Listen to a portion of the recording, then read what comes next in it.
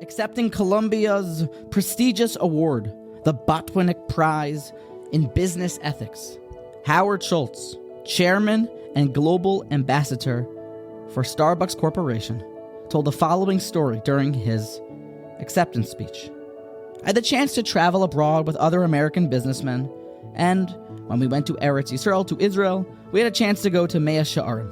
And then we had the unique opportunity to meet with the Mir Rosh Yeshiva, Rav Noson Tzvi Finkel. Now, for waiting about 15 minutes outside of his office, before we were ushered in, the holy rabbi sat at the head of the table, while we, the American businessmen, sat around the table. But none of us knew that the Rosh Yeshiva had suffered from Parkinson's. So we were unable to look at him, all kind of focusing on something else, not wanting to make eye contact with the Rosh Yeshiva to see the suffering. And then all of a sudden, the Rosh Yeshiva banged his hand down and spoke firmly and said, "Look at me, gentlemen, look at me now." And he posed a question. He said, "What was the lesson of the Holocaust?" Not really knowing what to answer, one of the gentlemen suggested that we should never forget.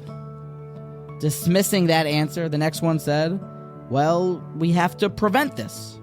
Again, not hearing of it. It's funny, Schultz describes how they felt like fifth graders inside of a classroom not knowing the answer to the math problem. The Rosh Yeshiva spoke and answered that it was during the Holocaust that we had Jewish people being broken and bruised with days that was never-ending, back-breaking labor. And at nighttime, they would come home to barracks, wooden beds, with 6 people sharing one blanket. And they were posed with a conundrum. Should you pull the blanket towards yourself to have warmth that night or push it upon the other individuals? What we learned is that the Jewish people in those moments, they were all fighting to be able to push the blanket upon other people. Alai aniach blanket. You take the blanket. I don't want the blanket. We learned during the Holocaust the essence and the strength of the human spirit.